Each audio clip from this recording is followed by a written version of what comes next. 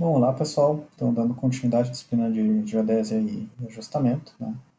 Então aí após as aulas zero, né, e a aula um da semana passada, né? Então a gente inicia o conteúdo da segunda aula, por assim dizer, da aula 2, SGB, Sistema Geodésico Brasileiro, tá?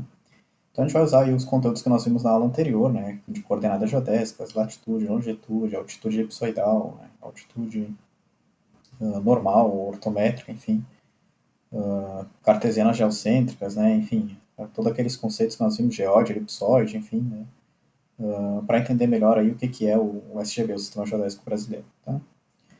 Bom, então atualmente, né, primeiro a gente vamos pensar apenas na questão do elipsoide, tá? Então, no posicionamento tridimensional, né, georreferenciado, né, que a gente consegue se localizar em âmbito global, aí, tá? Mas deixando de lado por enquanto aquela questão da altitude com o significado físico, né? Enfim.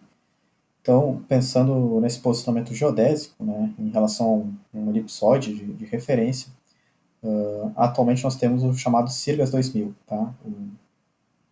A sigla SIRGAS, né, ela significa Sistema de Referência Geocêntrico para as Américas. Tá? Então, o que é o SIRGAS 2000? Né? A grosso modo, é como se ele fosse, né, aqui a gente está vendo né, parte da resolução número 1 de 2005 do IBGE, que é essa resolução que apresenta o SIRGAS, né, tem disponível na internet, na página do IBGE, enfim. Mas ele é, vamos assim dizer, né, uma densificação de um sistema de referência terrestre internacional, né, chamado ITRS, tá? International Terrestrial Reference System, né? Aonde ele vai adotar para a figura geométrica da Terra, tá? O elipsoide, né, chamado GRS-80, tá? Geodetic Reference System 1980.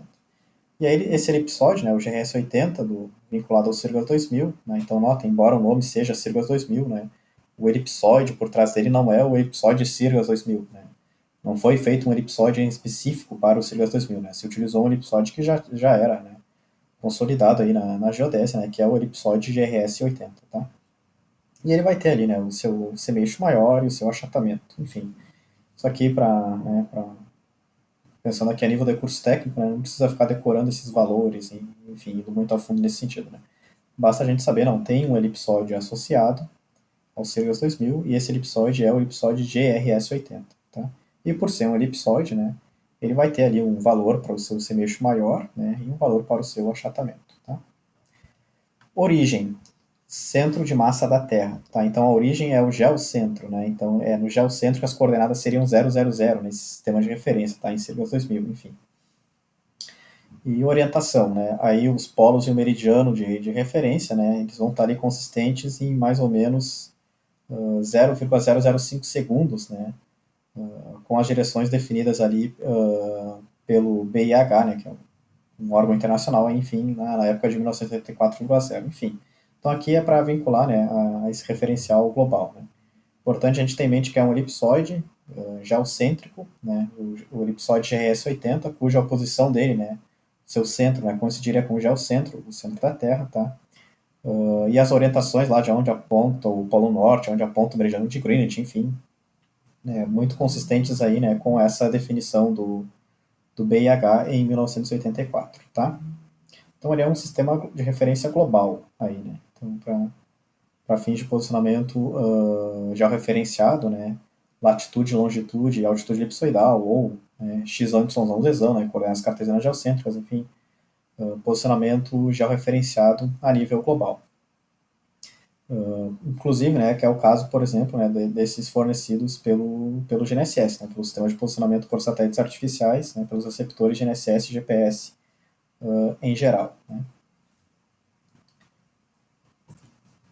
Bom, então esse Sirgas 2000, né, o que a gente viu anteriormente foi a definição dele. Né? Então, o que é o Sirgas 2000? Né? Como que ele é realizado? Né? Então, basicamente, a realização dele consiste num conjunto de pontos, né, aí pelas Américas, né, onde esses pontos vão ter as suas posições, né, vão ter as suas coordenadas né, geodésicas, né, latitude, longitude e altitude elipsoidal, ou cartesianas geocêntricas, enfim, x, y, z, enfim, não importa, né, tendo uma a gente tem a outra e vice-versa. Mas eles vão ter posições georreferenciadas, né, em relação a esse sistema, né, ao elipsoide geocêntrico do GRS 80, enfim. E são pontos devidamente materializados, né, na superfície topográfica, né? Então, seja ali um marco de concreto, né, uma chapa, enfim. No caso dessas estações que formam o Sirius 2000, né, que fazem a realização inicial dele, a gente está falando só de estações ativas, né? Então, são aquelas estações que têm um receptor GNSS, né, operando ali de forma ininterrupta, né, 24 horas por dia, 7 dias por semana, enfim. Mas a partir delas, a gente pode intensificar ali a nível estadual, municipal, enfim, né, demais pontos em Sirius 2000, aí sim, por marco de concreto, né, pilar de concreto com centragem forçada, né, chapa metálica e etc. Mas, enfim, então são estações ativas, né, são pontos devidamente materializados aí por todas as Américas, que vão ter as suas coordenadas georreferenciadas, né, determinadas, ajustadas, enfim, formando uma rede de referência. Tá?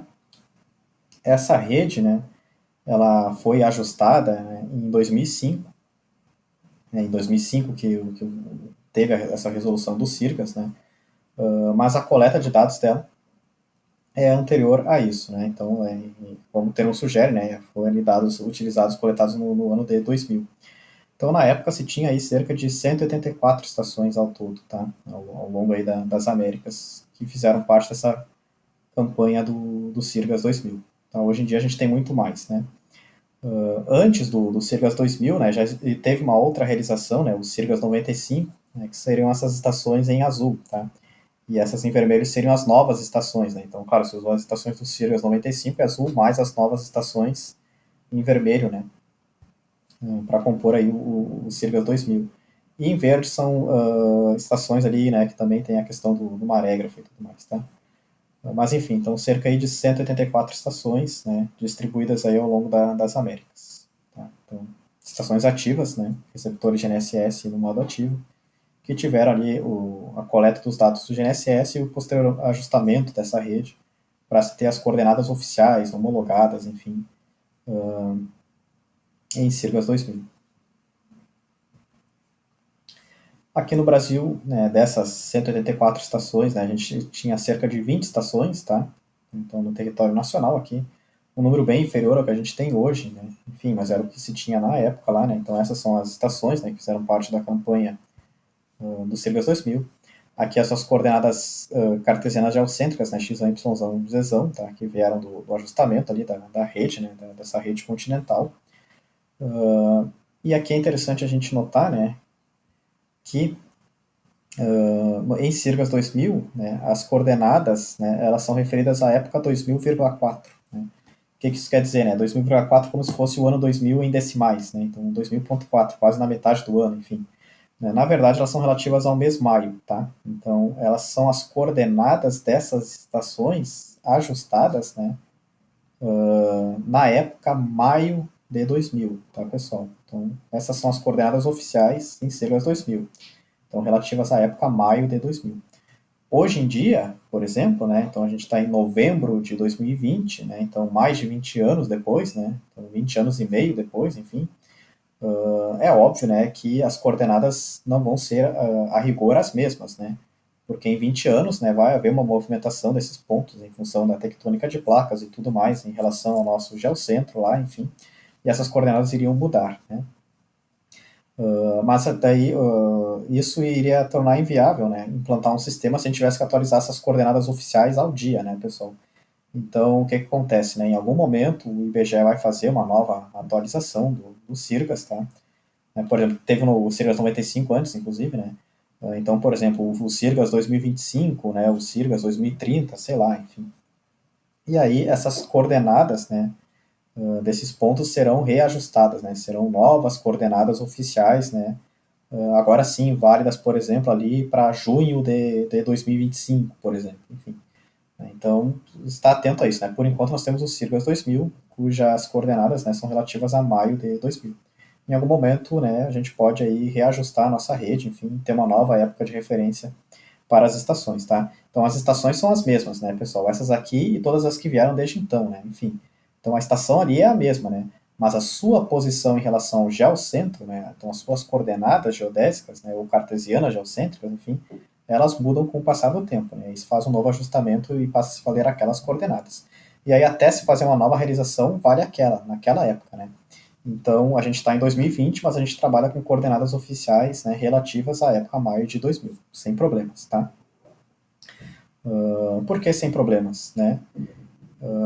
Porque vamos supor que a gente usa uma dessas estações como ponto base, né? Então, o que a gente assume? Se a gente assume que o nosso ponto base está em Sirgas 2000, né? Então, o nosso ponto rover ali, né? Vocês vão ver em detalhes nesses métodos de posicionamento com dois ou mais receptores GNSS, na disciplina de PSAT, né? Posicionamento por satélites, mas enfim. Se a gente entrar com a base em Sirgas 2000, a gente assume que o rover também sai em Sirgas 2000, né? Então, vamos pensar ali, né? Então, a base se moveu, né? Ao longo desses 20 anos. Mas o rover, né, principalmente se ele estiver muito próximo, ele se moveu junto, né, praticamente de forma constante, né, então essa diferença, né, relativa, essa orientação relativa entre eles, praticamente ficou idêntica, né, ao longo aí do tempo. Então quando a gente entra com a posição em 2000, né, assumindo que essa distância relativa entre eles é a mesma, né, hoje e 20 anos atrás, né, então o outro também já sai em 2000, o rover já sai em 2000 sem problemas, né. Então quando a gente usa coordenadas em Sirgas 2000, que são as coordenadas oficiais do SGB, né, para o ponto base, seja da estação, seja uma estação ativa ou não, não importa, né? O que importa é que ele esteja em Sirius 2000, seja maio de 2000. Por tabela, a gente assume ali que o rover, né, ou os pontos rover, enfim, do levantamento também já saem em Sirius 2000 sem problemas. E no caso do PPP, né, do posicionamento por ponto preciso, com apenas um receptor, que vocês também vão ver lá em posicionamento por satélites. Aí lá vocês vão ver que no relatório do IBGE, o relatório do processamento, ele fornece as duas soluções. Ele fornece a solução em Sirgas na data do levantamento, né? Por exemplo, fiz o rastreio hoje, então tem uma solução hoje, mas o próprio serviço do IBGPP ele já converte também, né, essas coordenadas lá para maio de 2000, tá? Então ele tem um modelo de velocidades implementado ali, né, para a nossa placa sul-americana, que enfim ele corrige já a posição também para maio de 2000. E fornece em Sirgas 2000 também, tá?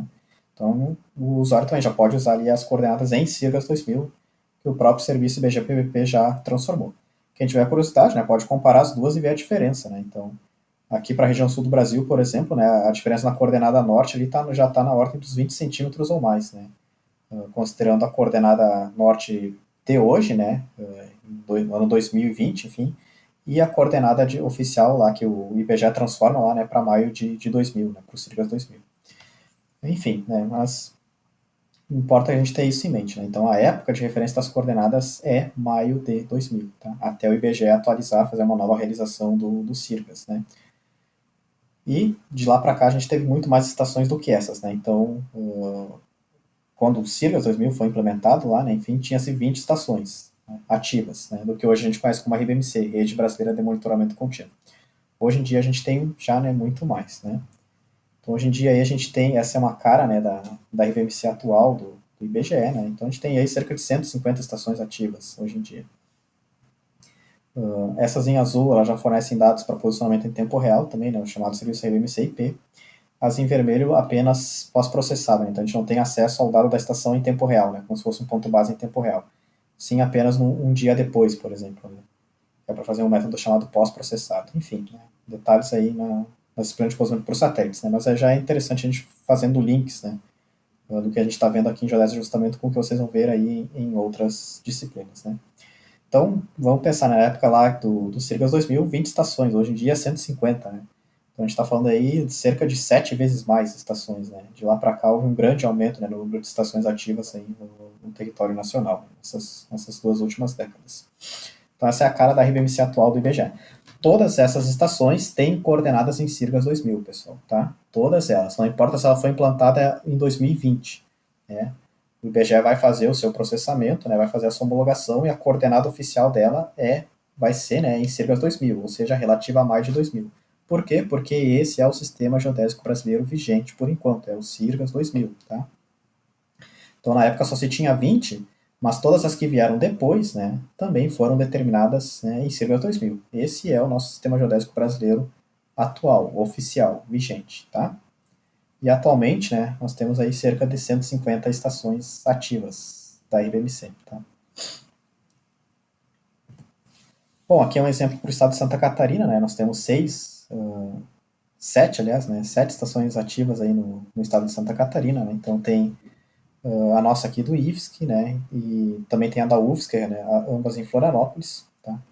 Mas nós também temos, né, em Lages, temos em Bituba, temos em Caçador, né, temos em Araquari e temos em Chapecó, né, totalizando 7 estações ativas aí ao todo, né.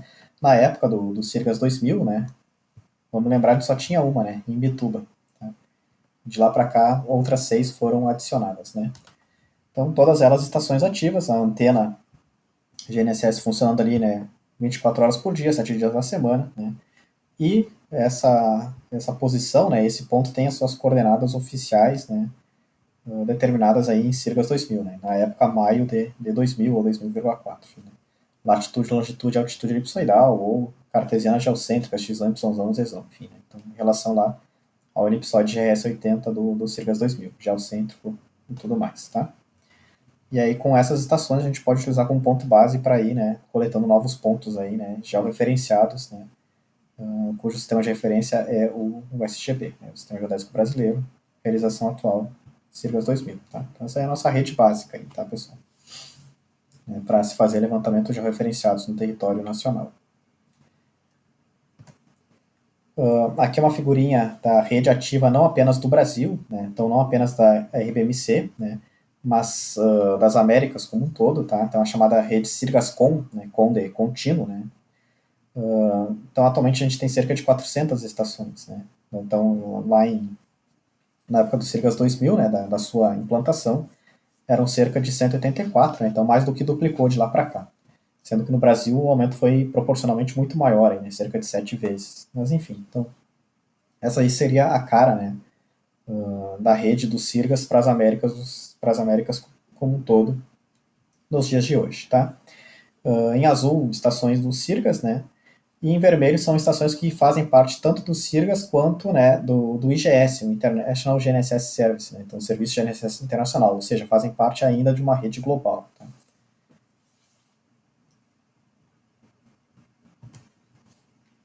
Bom, além dessas estações ativas, tá? O que impede, né? O que vamos assim pensar, né, pessoal? O que impede que um marco de concreto, tronco piramidal, né, faça parte do sistema geodésico brasileiro, né, por exemplo, né, também seja uma rede, né, também faça parte dessa rede, né, também seja uma estação dessa rede, um ponto dessa rede. Né. Então, o que acontece? A gente também tem os marcos da chamada rede passiva, tá? São as também chamadas redes estaduais GPS, enfim, mas eu prefiro usar o termo rede passiva do SGB, tá? Também são marcos do tipo SAT, né, ou seja, determinados por posicionamento por satélites GNSS, tá? Então, o que ocorre aqui? Né? A diferença básica, né, em relação a um ponto da estação ativa é que não vai ter uma antena, né, um receptor GNSS ali, enfim, funcionando 24 horas por dia, 7 dias por semana. Vai ser, por exemplo, né, um arco de concreto tronco piramidal, né, que vai ter ali a sua chapa no seu centro. Né. Só que ele também tem as suas coordenadas, né, conhecidas, né, oficiais, homologadas, enfim, vinculadas, né, ao SGB em Sirgas 2000. Né. Então, o profissional pode usar aquele ponto como um ponto base também. Né. Ele não precisa usar uma estação da RBMC, por exemplo, né, como uma estação ativa como ponto base. Ele pode usar um ponto dessa rede chamada passiva como ponto base. A diferença é que ele vai ter que ir lá levar o seu receptor, né, o seu receptor GNSS e instalar como ponto base. Né. Mas ele não precisa determinar as coordenadas desse ponto, elas já são conhecidas, né, já são oficiais. Então ele vai informar as coordenadas oficiais daquela estação, né, e usar ela como ponto básico. Enfim, essa é a diferença básica, né? Uma estação da rede passiva, que o profissional tem que ir lá e fazer a ocupação. Mas as coordenadas, né, a sua posição no Sistema Geodésico Brasileiro, no SGB, em Sirgas 2000, enfim, já é conhecida, homologada, divulgada pelo IBGE, tá? Então é um ponto básico, por assim dizer, né? Faz parte da rede também. Só não tem a vantagem de ser uma estação ativa. Né? Enfim, então, sendo repetitivo aqui, né, mas para ver se vai entrando aí, né, os conceitos, as diferenças, né. Então, essa aula tem bastante conceito, né, esse primeiro conteúdo de geodésia justamente, enfim, é muito conceito, né, que vocês precisam assimilar bem. Então, dessa rede passiva, né, e claro, né, tem um custo muito mais barato, né, então ela tem muito mais estações, né, do que a rede ativa, né. Então, enquanto a rede ativa tem cerca ali de 150 estações, a rede passiva já são mais de 3.000 aí, tá? Em todo o território nacional. Inclusive fora do continente, né? Tá? Em algumas ilhas, arquipélagos aí, enfim. Então, hoje em dia, né, a gente tem aí uma cobertura bem densa, né, de estações passivas, né, do SGBI por todo o território nacional. Claro, né, aqui na região norte um pouquinho mais problemático em função, né, de ser área de preservação, né, reservas indígenas, né, áreas protegidas por lei, enfim, floresta amazônica, né, onde não tem como fazer o rastreio dos sinais, né, dos satélites e tudo mais, né, e aonde a demanda também, né, não é tão grande assim, né, enfim, então, obviamente ali a gente tem uma cobertura um pouco menor, né, mas no resto do Brasil aí já bastante densificada, né, essa rede passiva, né. Então aqui são exemplos, né? Florianópolis tem 3 pontos nessa rede passiva, tá? Do SGB. Então esse ponto, por exemplo, é um marco de concreto lá no norte da ilha, que ele era uma RN, uma referência de nível, né? Ou seja, ele era um ponto cuja altitude, né, em relação ao Marégrafo da Imbituba lá, era previamente conhecida, né? Fazia parte daquela rede de nivelamento geométrico. Posteriormente foi feito o rastreio GNSS desse ponto, tá? Seguindo as normas do IBGE, né? Então, eu estou interessado em implantar um ponto, né, homologar um ponto, enfim, que vai fazer parte do SGB, da rede do Sistema Geodésico Brasileiro, um ponto oficial. Posso fazer isso? Pode, tá? Não é só o IBGE que faz essa implantação dos marcos, tá? Então, qualquer profissional aí pode fazer, desde que siga determinados critérios, né? Então, determinadas normas normativas aí que o IBGE disponibiliza e que a gente vai ver mais para frente, né? Mais ao final da disciplina, né?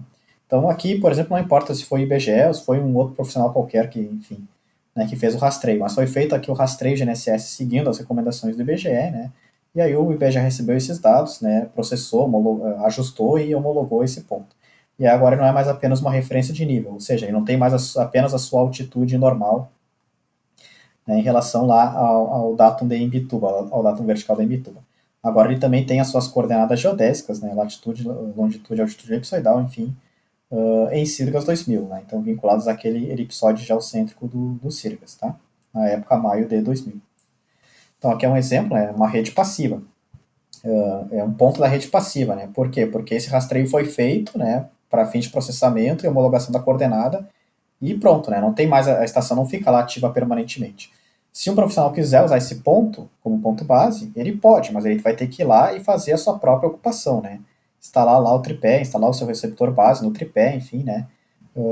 E informar as coordenadas conhecidas oficiais desse ponto, né? Para esse ponto base que ele vai utilizar. Então, essa é a diferença principal. Aqui é um outro exemplo, né, no campus da UFSC, um pilar de concreto com dispositivo de centragem forçada, né, então também, né, já em algum momento foi feito um rastreio de GNSS aqui dentro dos padrões do IBGE, né, e esse ponto tem as suas coordenadas conhecidas, né, oficiais em Sirgas 2000.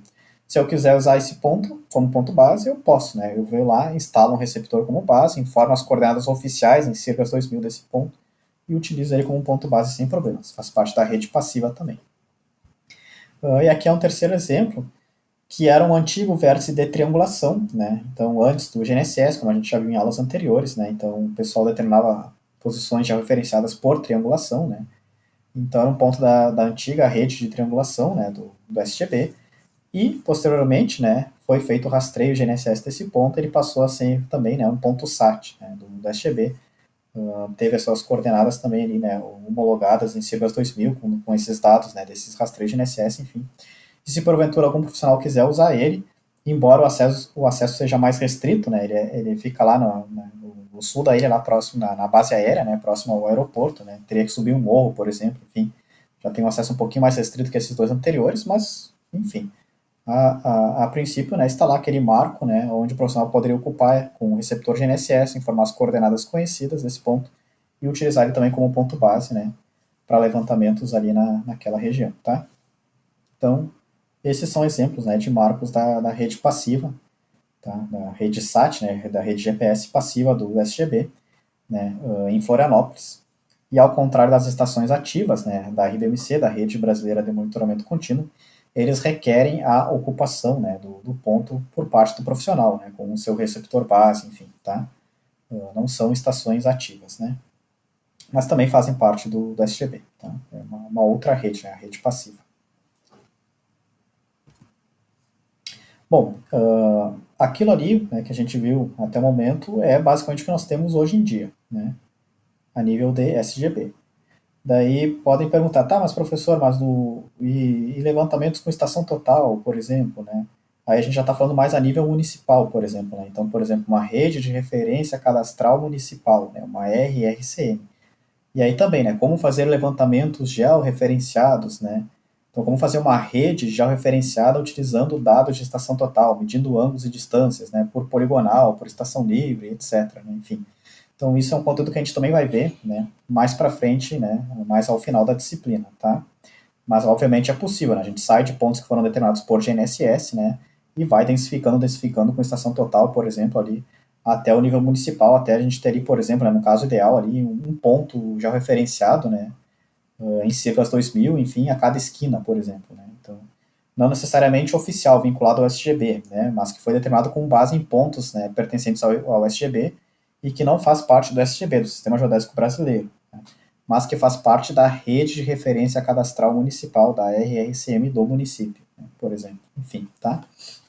Mas também já é importante vocês terem essa visão, né? Então a gente pode partir desses pontos determinados por GNSS, né, pertencentes à rede do SGB, do Sistema Geodésico Brasileiro, e densificando ali até o nível local municipal, por exemplo, com estação total, né? Então, tendo ali pontos que a gente tem ali coordenadas georreferenciadas em siglas 2000 também, né? Para apoio a levantamentos ali a nível local ou municipal, tá? Bom, é o que a gente tem hoje em dia, né? E antigamente, então, antes do GNSS, né, surgir, né? Foi lá pela década de 80, né?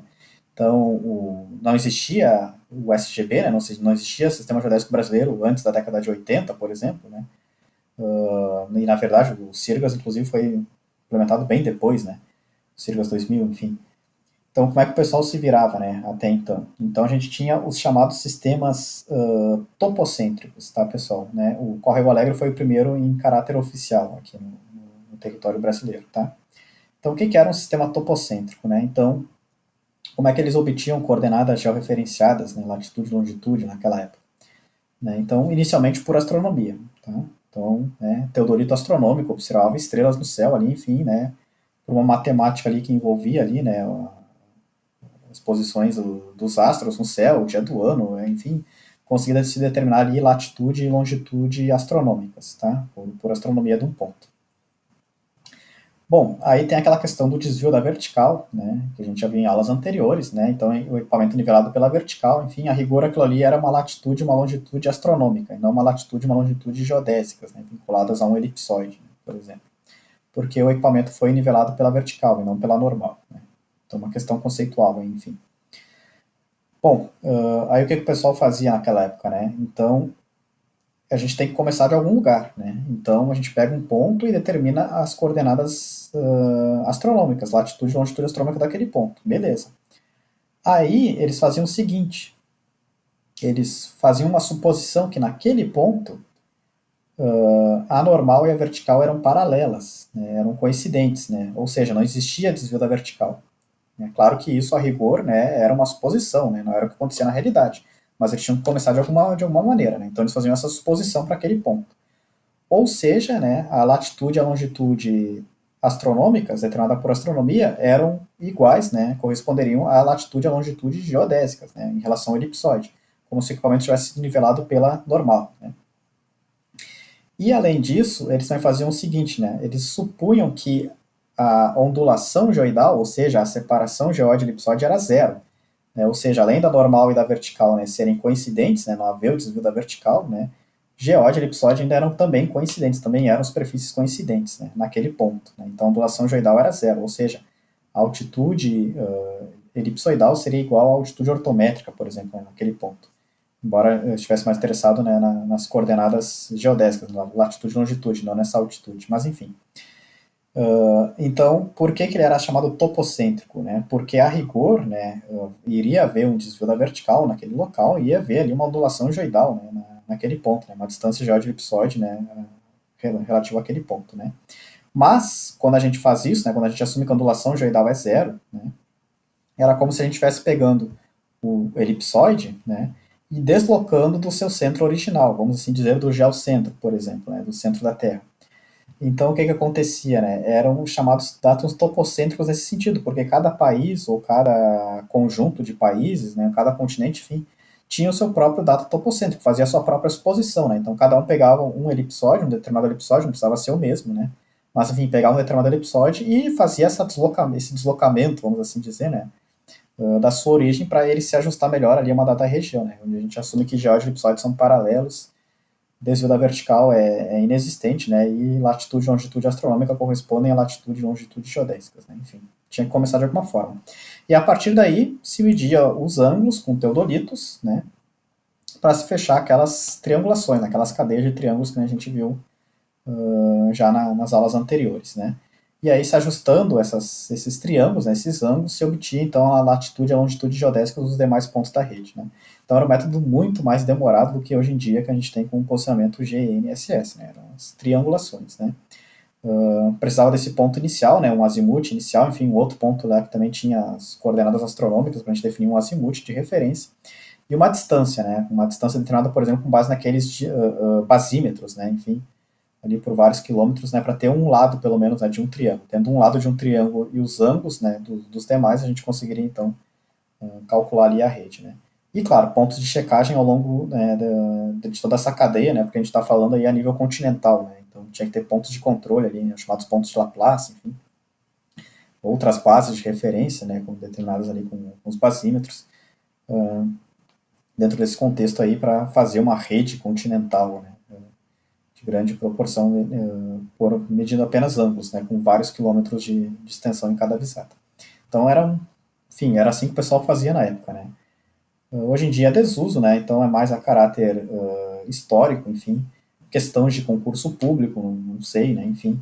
E também porque, eventualmente, né, vocês podem se reparar ainda, né, na vida profissional de vocês, mesmo hoje, com pontos, né, que, por exemplo, lá estão em Córrego Alegre, ou não necessariamente Córrego Alegre, mas sim em SAD 69, que é o próximo sistema topocêntrico nesse sentido que a gente vai ver, né. E aí, também nessa disciplina, a gente vai ver como fazer transformações, né, de Sirgas 2000 para SAD 69 e vice-versa, e tudo mais, enfim. Então, eram sistemas clássicos, né, ditos topocêntricos anteriores ao GNSS, tá, que eram determinados aí, a grosso modo, né, por triangulações, né, medindo ângulos com teodolitos. Tá? Então, tinha que ter intervisibilidade, arré, avante, etc. e tudo mais. Uma série de limitações. O primeiro deles, né, de caráter oficial aqui no Brasil, foi o Córrego Alegre. Tá? E aqui também tem, né? Então, o elipsoide, por exemplo, dele era o elipsoide internacional de Hayford, 1924, né? Tem aqui os seus parâmetros, né? Se vocês forem comparar, vão ver que são diferentes do elipsoide GRS 80 associado ao Cirrus, enfim, né? E aí, nesse ponto, né, coordenadas astronômicas, né, latitude e longitude astronômicas, assumidas iguais a coordenadas geodésicas, né, latitude e longitude geodésicas, né? Então, desvio da vertical nulo, enfim, ondulação geoidal zero, né? Então, geóide e elipsoide coincidentes, né? Isso só era possível fazendo esse deslocamento fictício, né, virtual ali, né, imaginário, enfim, do elipsoide, né, para que ele se ajuste ao geóide naquela região, enfim, né. E esse ponto Córrego Alegre ele fica no sul de Minas Gerais, tá, pessoal? Então, por que no sul de Minas Gerais, né? Então, até aqui tem uma historinha interessante, né, que na verdade o primeiro ponto astronômico, né, de alta precisão, né, que nesse sentido foi determinado em Criciúma, tá, aqui no sul de Santa Catarina, na década de 40, se eu não me engano. Só que aqui em Santa Catarina a gente tem serra de um lado e mar, né, do outro, né? Então aqui a gente tem grandes massas, né, um excesso de massa para um lado, né, e um vazio de massas para o outro, né? Então aqui o desvio da vertical ele é mais significativo, mais acentuado. Então para essa suposição, né, de desvio da vertical nulo, não seria uma boa escolha. Já lá no sul de Minas Gerais tem serra para tudo que é lado, né? Tem serra para o lado de São Paulo, tem serra para o sul, enfim, né? Naquela região essa suposição do desvio da vertical nulo, né, normal e vertical paralelas, enfim, né, seria mais próxima da realidade, por assim dizer, né. Então, por isso que se escolheu aí essa região no sul de Minas Gerais, né, e esse ponto como Córrego Alegre para ser a origem, né, desse primeiro sistema geodésico topocêntrico que nós tivemos, tá. Bom, o Córrego Alegre teve basicamente duas realizações, né, uma em 61 e a outra na década de 70, tá, em 72, né. Essa primeira abrangendo poucos estados aí, né, do Brasil, né, então, por exemplo, não chegou a vir até aqui ó, Santa Catarina, Rio Grande do Sul, né, a segunda um pouco mais abrangente aí, né, então abrangendo aí basicamente, né, sul, sudeste e nordeste, né, mas aí grande parte das regiões, né, norte, centro-oeste também de fora, né. Então também tem aquela questão da região amazônica, né, então fazer triangulações na Amazônia, né, então os pontos tinham que ser intervisíveis e tudo mais, né, então era uma série de limitações que se tinha na época. Mas enfim, esse foi o nosso primeiro sistema geodésico em caráter oficial, né, a nível de Brasil, tá, o Córrego Alegre. Ele teve basicamente duas realizações, tá, 61 e 72, tá. Depois veio o SAD 69, né? Então a sigla SAD 69, ela significa South American Datum, tá? Então, Datum Sul-Americano 69, né? Ele também era topocêntrico, assim como o Córrego Alegre, ele também era determinado por triangulação, assim como o Córrego Alegre, enfim. Qual que foi a diferença, né, entre o Córrego Alegre e o SAD 69? Bom, primeiro, se mudou o ponto origem, né, esse ponto origem, tá? Então não foi mais o vértice de Córrego Alegre, sim o vértice de Chuá, tá? Também localizado ali, né, no sul de Minas Gerais, tá? Mas uma outra posição, uma outra cidade, enfim. Por quê? Porque eles fizeram levantamentos gravimétricos, né, com gravímetros na época, e chegaram à conclusão que para fazer essa suposição, né, do geóide elipsoide coincidentes, enfim, né, o melhor local, a melhor escolha ali seria ali nessa localidade de Chuá, né, não mais do Córrego Alegre, tá? Eles também mudaram o elipsoide de referência, né? Então não mais o internacional de Hayford, né? de 24, tá? E sim o elipsoide internacional de 1967, tá? Então vai ter um outro semi-eixo maior, um outro achatamento, né? Diferente do Hayford 24, diferente do Circa GS80, enfim, né? O elipsoide do SAD 69 mesmo, tá? O elipsoide internacional de 67. Nesse ponto origem, né, no vértice Schwa, aqui tá algumas fotos desse ponto, né, fica localizado uma fazenda, né, hoje em dia, né, então aqui seria o ponto origem, enfim. Também se determinou o desvio da vertical, né, então se tinha latitude e longitude astronômicas, mas também se tinha latitude e longitude geodésicas, né, então o gravímetro, enfim, tudo mais, né, os métodos da época. Mas também foi feita aquela suposição de geóide elipsoide coincidentes no ponto, né? Então, a ondulação geoidal nula, né? Ou seja, né, como se a altitude elipsoidal fosse igual à altitude ortométrica, né? Naquele ponto, enfim, geóide elipsoide coincidentes, né? Então, também era um datum dito topocêntrico, né? Então, o centro do elipsoide seria ali, né, virtualmente, né, deslocado do centro, do geocentro, né, do centro da Terra ali, né, em função aí dessa ondulação geoidal nula que estava se assumindo, que na realidade, né, não seria necessariamente, né, zero, tá? E esse datum topocêntrico, né, o SAD 69, ele teve um caráter mais continental, né? Então outros países aí da América do Sul também adotaram, né, o SAD 69, não apenas o Brasil, como no caso do Córrego Alegre, tá? Se vocês forem reparar, estou falando às vezes a palavra datum, né? Então, a rigor, assim, né, não datam em sistema de referência, né, e rede de referência, né, são coisas diferentes, tá, pessoal? Mas eu não vou entrar aqui no rigor, né, teórico, né, a nível de curso técnico aqui, né, nem mesmo a graduação, isso já seria mais algo mais a pós-graduação mesmo, né, ficar esmiuçando essas diferenças, né, entre essas nomenclaturas. Então a gente pode considerar aqui que seria sinônimo, sabe? Então, datum, um sistema de referência, né, sistema geodésico de referência, ou rede de referência, né, enfim, embora a rigor são coisas, conceitualmente, né, seriam conceitos diferentes. Aí. Mas, enfim, datum, né, então, datum, rede de referência, siglas 2000, né, desculpa, né, não siglas 2000, mas datum, rede de referência, sinônimos, né, então, por exemplo, siglas 2000, por exemplo, SAD 69, né, o datum SAD 69, ou datum siglas 2000, enfim, embora a rigor, né, data é uma coisa, a rede de referência é outra, e o sistema de referência é outro. Né? Enfim, então aqui a gente tem uma figurinha da rede do SAD 69, tá? Então nota que ela já tem um caráter mais continental, né? E é interessante que houve um pré-SAD 69, né? Que foi o pré-South American Datum, né? O PSAD 56, né? Cuja origem proposta lá era lá na Venezuela, né? Nessa localidade de La Canoa, tá?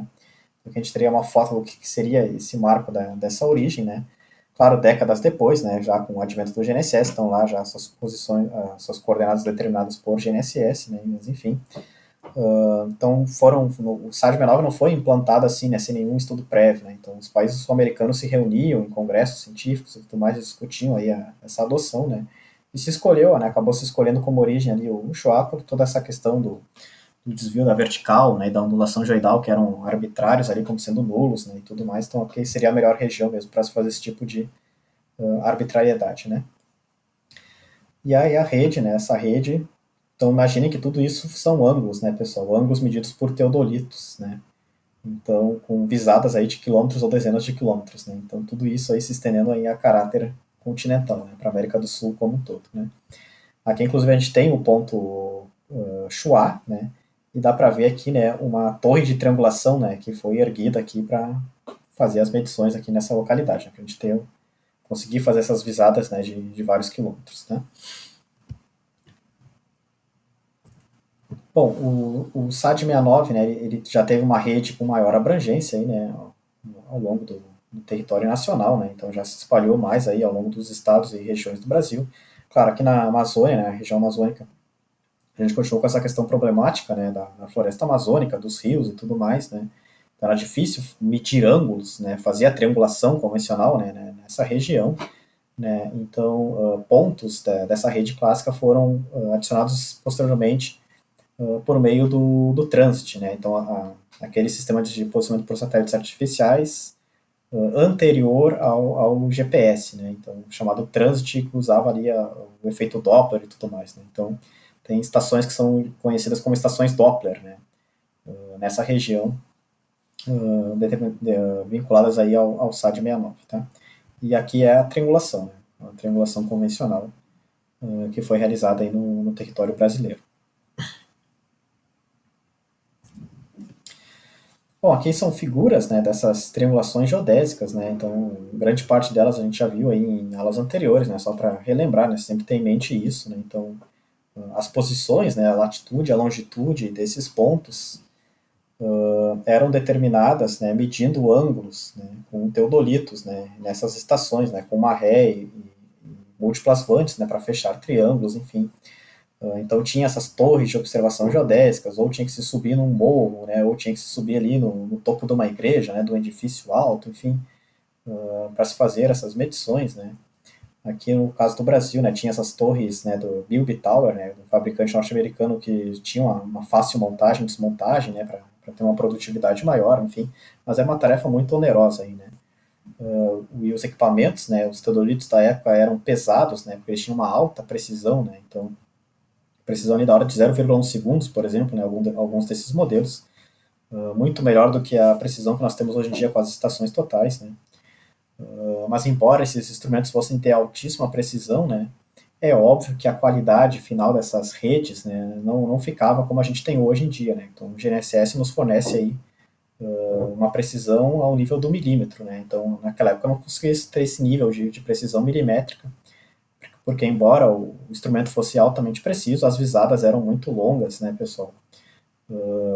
E essas redes se estendiam por continentes inteiros, né, com pontos intervisíveis, né, a ré e avante, enfim. Então, em função da metodologia empregada, né, não tinha como se ter o mesmo grau de precisão que nós temos hoje em dia com os receptores GNSS. Mas, enfim, né, então, também tivemos aí o SAD-69, né, então, sistema topocêntrico implantado no Brasil, e até 2005, né, ele era o sistema oficial, né, então o Sirgas 2000 ele só foi se tornar oficial com essa resolução do IBGE em 2005, né, então até 2005 o SAD-69 ainda era o nosso sistema geodésico oficial, tá, então né, até não muito tempo atrás, né, e o IBGE deu um período de transição de 10 anos, inclusive, né, então que venceu há pouco tempo, né, 5 anos atrás, então até 2015 era aceito ainda o SAD-69 porque estava no período de transição com o Sirgas 2000 de fevereiro, né, de 2015 para cá, aí tudo bem, aí agora é o Circus 2000. Né? Mas enfim, eventualmente vocês ainda podem se deparar aí com levantamentos, né, que ainda estão em SAD 69, né, apesar de, em tese, esse prazo, esse período de transição de 10 anos que o IBGE deu, né, em 2005, iniciando em 2005, já se encerrou aí há 5 anos atrás, né, já se encerrou em fevereiro de 2015, tá? E quando a gente tem pontos em SAD 69, né, o que a gente faz? A gente vai ver como se fazer a transformação desses pontos para Sirgas 2000. Então vamos pensar assim, né, pessoal? O ponto pode ser o mesmo, né? Ali, vamos supor um marco de concreto, né? Mas se a gente está falando em elipsoides, né, e técnicas de levantamento diferentes, né, é óbvio que as suas coordenadas, por exemplo, né, a sua latitude e a sua longitude, né, vão apresentar um valor em SAT 69 e um outro valor em Circas 2000. Né? É um outro método de levantamento, né, um outro elipsoide de referência, é uma outra época de referência, se a gente for ser mais rigoroso ainda, né, associado àquelas coordenadas, enfim. Então não vão ser iguais. Né? Então é o mesmo ponto, é o mesmo tipo de coordenadas, né, latitude e longitude. Só que vão ter só que em SAT 69 vão ter um valor, né, em Siglas 2000 vão ter outro. Né? E aí como é que eu faço para transformar de um para outro, né? Essa diferença ela pode atingir aí centenas de metros, tá, pessoal? Porque realmente é muita diferença, né? Entre um sistema topocêntrico clássico e um sistema geocêntrico moderno, enfim. Então é importante, né? Todas essas discussões que a gente está trazendo aqui para vocês, né? Elas são realmente importantes, elas vão interferir, né? Não é tudo a mesma coisa. E é importante, então, vocês assimilarem, né? Irem assimilando toda essa quantidade de informações aí que a gente está comentando aqui, tá? Então, mais para frente a gente vê exercícios, né? Como que a gente converte de um sistema para o outro. Mas é importante, nesse primeiro momento, saber que são diferentes, né? Então, o sistema clássico, o sistema moderno, o sistema topocêntrico, o sistema geocêntrico, né? Triangulações, posicionamento de GNSS, enfim, Córrego Alegre, SAD 69, Sirius 2000, né? Então, são coisas diferentes aí, né? E que essa diferença é significativa, né? Então, inclusive aí da ordem de centenas de metros, né? Nos valores das coordenadas das posições, enfim, se a gente está num datum clássico ou no Circus 2000, por exemplo. Então, eventualmente, a gente pode deparar com esse tipo de transformações, né? Embora hoje em dia, né, só exista um, Circus 2000, tá? Os demais, né, em tese, já deveriam estar todos em desuso, tá? Aqui são exemplos, né, de marcos de triangulação dessa rede clássica do SGB, né? Então, geralmente aí vocês vão reparar, né, são pontos em locais notáveis, né, pontos em locais altos do terreno, estratégicos, enfim, porque tinha essa questão da intervisibilidade, né, para fazer a ré, fazer a avante, enfim, limitação que a gente não tem com o GNSS, né, a gente não precisa ser intervisível, né, um ponto GPS com o outro, né, inclusive a gente pode fazer vetores aí de vários quilômetros, né, sem ter nenhuma visibilidade entre as duas estações, né, porque a amarração entre elas é feita pelos satélites, né, pelos sinais dos satélites artificiais, enfim, então que acaba fornecendo maior produtividade e maior precisão, né. Mas no caso da triangulação, então, geralmente esses locais altos, notáveis, enfim, estrategicamente escolhidos no terreno, né? Então, aí são exemplos de marcos de triangulação da rede clássica do sistema geodésico brasileiro. Tá? Aqui é a rede de triangulação na região da Grande Florianópolis, né? Então, notem, por exemplo, né, tem um ponto ali no Morro da Cruz, né, muito próximo aqui ao nosso campus, tem aquele ponto lá da base aérea, né, no sul da ilha. Aí tem um ponto, por exemplo, lá em São José, né, divisa com Biguaçu. Tem outro ponto ali em Palhoça, no Cambirela. Né, e daqui, por exemplo, né, já se atravessa Santa Maria da Imperatriz, já vai lá direto para Águas Mornas, por exemplo. Né, ou lá de São José para São Pedro de Alcântara, né, enfim, depois lá para Rancho Queimado. Né, então, notem que era uma rede, né, com uma distribuição dos pontos aí a vários quilômetros ou dezenas de quilômetros. Né. Então, por exemplo, aqui no Cambirela, vamos supor, sei lá, que foi feita uma ré, né, ali na base aérea, né, e foi feita uma avante ali para o Morro da Cruz, né, então tinha esse ângulo, mas também era intervisível, né, foi feita uma avante lá para São José, então também tinha esse ângulo, né, e mais uma avante, por exemplo, né, lá para Águas Mornas, né, então também tinha esse ângulo, por exemplo. Né. E assim, conforme esses pontos eram sendo medidos, né, esses ângulos eram sendo medidos, a gente fechava esses triângulos. Obviamente, né, a soma dos ângulos internos ali não ia bater, né, ia ter um erro de fechamento em função da precisão das medições, né. Era feito um ajustamento, né, então esses erros eram distribuídos. E por fim a gente tinha então a latitude e a longitude geodésica, né, dessas estações em SAD 69, por exemplo, né, vinculados ao elipsoide do SAD 69. Enfim, então era todo um trabalho, né, muito menos produtivo e preciso do que a gente tem hoje em dia, tá?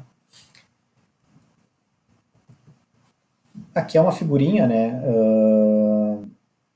basicamente misturando tudo que a gente viu aí, né? Então a rede horizontal clássica e atual do SGB, do Sistema Geodésico Brasileiro.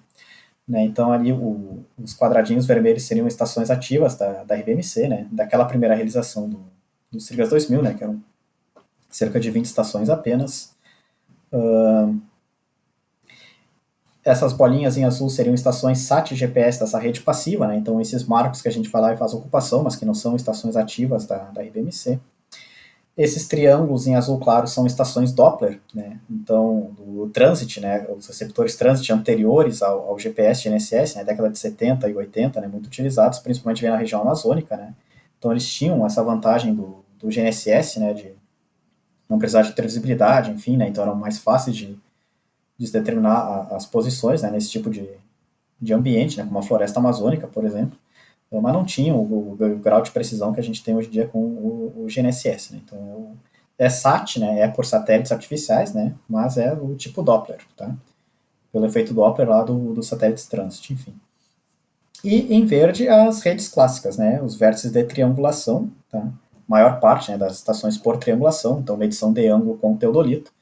Mas, mais para o final, pessoal, né, então vamos pensar que teve um período de transição, né, não foi assim, né, do nada né, a gente aposenta o SAD69 e fica com o Sirgas 2000, né, do nada a gente aposenta a triangulação e fica com o GNSS. Né. Então, por exemplo, nesse meio tempo, né, começou a se surgir os distanciômetros eletrônicos, né, antes das estações totais, enfim. Então se aclopava um medidor eletrônico de distâncias, né, num teodolito. E com isso a gente conseguia medir ângulo com o teodolito e distância com o distanciômetro. Se a gente mede ângulo e distância, a gente já pode falar em poligonação, poligonal, né? Ao invés de triangulação, tá? Apenas ângulos, né? Então, enfim, alguns pontos, né, dessa rede clássica também foram determinados por poligonação. Né? Florianópolis, inclusive, tem alguns pontos que foram determinados por poligonação. Mas não é essa poligonação que a gente pensa hoje em dia, pessoal, com estação total, né, com visadas ali, né, da ordem de dezenas ou centenas de metros, né. Eram poligonações no contexto daquela época, né, então, ou seja, visadas de vários e vários quilômetros também, né, assim como nas triangulações, porque a gente estava pensando no território nacional como um todo, enfim, né, com distanciômetros, né, então, medindo o ângulo com o teodolito e a distância com o distanciômetro.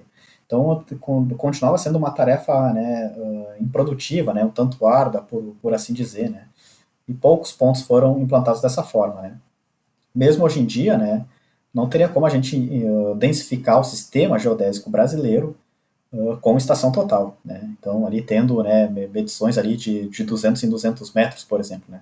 Então, isso fica mais restrito a nível municipal, né? O caráter de uma rede de referência cadastral municipal, uma RRCM. Quando a gente pensa no Brasil como um todo, no sistema geodésico brasileiro, aí a gente está falando do GNSS, né, que é muito mais produtivo nesse contexto, tá? Mas, enfim, né, todos esses pontos, tá, pessoal, dessas redes clássicas, né, poligonação, né, triangulação e Doppler, tá? Todos eles que, né, eles também foram, né, eles não foram simplesmente aposentados, né, jogados fora. Né? Então, o que o IBGE fez? Todos eles, o IBGE também transformou as suas coordenadas, as suas posições para Sirgas 2000, tá? De SAT69 para Sirgas 2000. Tá? Então, todos esses pontos, né, ainda fazem parte do sistema geodésico brasileiro. Pontos de triangulação, ou Doppler, ou poligonação, enfim, que foi feito lá um rastreio GNSS naquela estação posteriormente, beleza, eles estão em Sirgas 2000 e eles são pontos da rede SAT, né, passiva. Pontos que não foi possível ir lá e ocupar com o receptor GNSS, porque, claro, são milhares de pontos, né, muitos em locais inacessíveis, né, eles utilizaram os dados da técnica clássica utilizada lá. Então, os dados da triangulação, por exemplo, né, os dados do rastreio Doppler, ou os dados da poligonação, enfim. Porém, as coordenadas, né, foram transformadas para Sirgas 2000. Né? Então, foi feito um novo cálculo, um novo ajustamento, enfim, e as coordenadas não estão mais em SAD69, estão agora em Sirgas 2000. Tá? Então, não importa a técnica de medição utilizada, né? Se foi com receptor GNSS ou não. Todos esses pontos, né, hoje em dia, ainda fazem parte do SGB, do Sistema Geodésico Brasileiro, e as suas coordenadas estão em Sirgas 2000. Tá? Então, não existe mais coordenadas oficiais em SAD69. Tá? Embora, né, claro, tenham pontos aí que foram coletados, né, muito antes aí do advento do GNSS e do Sirgas 2000. Enfim, não importa. Hoje em dia, todos esses pontos, né, possuem as suas coordenadas em Sirgas 2000. Ainda fazem parte do Sistema Geodésico Brasileiro. Tá?